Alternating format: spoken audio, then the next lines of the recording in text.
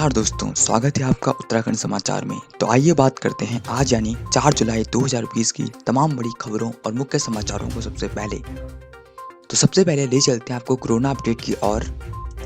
उत्तराखंड में शुक्रवार को 64 कोरोना संक्रमित मिले, 3000 पार पहुंची मरीजों की संख्या। उत्तराखंड में कोरोना संक्रमित मरीजों की संख्या लगातार बढ़ रही है। शुक्रवार को प्रदेश में 64 नए मरीजों में कोरोना संक्रमण की पुष्टि हुई है। इसके साथ ही अब प्रदेश में संक्रमित मरीजों की संख्या 3000 पार हो गई है।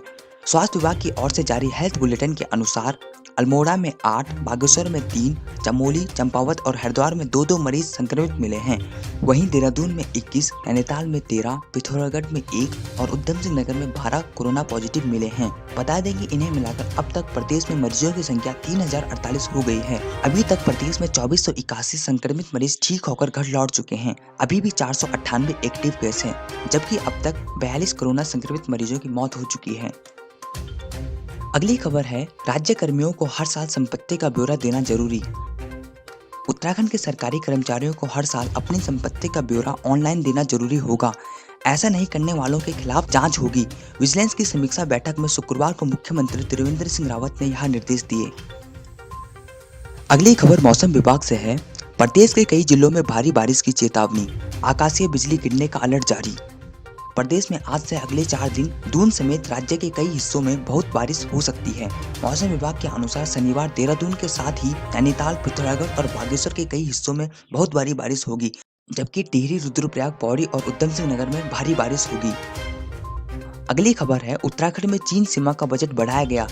भारत चीन सीमा पर दोनों देशों के बीच लंबे समय से चल रही तनातनी का असर बॉर्डर एरिया डेवलपमेंट प्रोग्राम पर भी दिखाई दे रहा है। सरकार ने चीन सीमा से सटे गांवों के लिए BIDP का बजट बढ़ा दिया है। अगली खबर है, प्रदेश में पुलिस विभाग में निजीकरण की कवायद शुरू कर दी गई है। पुलिस विभाग में निजीकरण की तैयारी है। विभाग की कुछ सेवाएं आउटसोर्स पर दी जा सकती हैं। केंद्र के प्रस्ताव के बाद पुलिस मुख्यालय ने इस संबंध में केंद्र को सुझाव भेज दिया है। इस मामले में अंतिम निर्णय केंद्र स्तर पर होना है। अगली खबर है, श्रीदेव सुमन विवि से अब ऑनलाइन मिलेगी संबद्धता, निजी महाविद्यालयों की मनमानी पर लगेगा अंकुश। श्रीदेव सुमन विवि ने महाविद्यालयों की संबद्धता में पारदर्शिता लाने की तैयारी शुरू कर दी है। विवि ने आगामी सत्र 2020-21 से कॉलेजों की ऑनलाइन संबद्धता के लिए वेब पोर्टल तैयार कर दिया है। अगली खबर है, नेपाल सीमा से घुसपैठ की आशंका के बीच बॉर्डर की सुरक्षा बढ़ाई, सुरक्षा एजेंसी ने दिया इनपुट। भारत नेपाल के बीच खुली सीमा का लाभ उठाकर कुछ राष्ट्रीय विरोधी तत्व भारत में घुसने की फिराक में हैं। सुरक्षा एजेंसी को मिले इस महत्वपूर्ण इनपुट के बाद बॉर्डर पर अतिरिक्त सुरक्षा बढ़ा दी गई है। अगली खबर है, नीट और JEE परीक्षाएं सितंबर में होगी।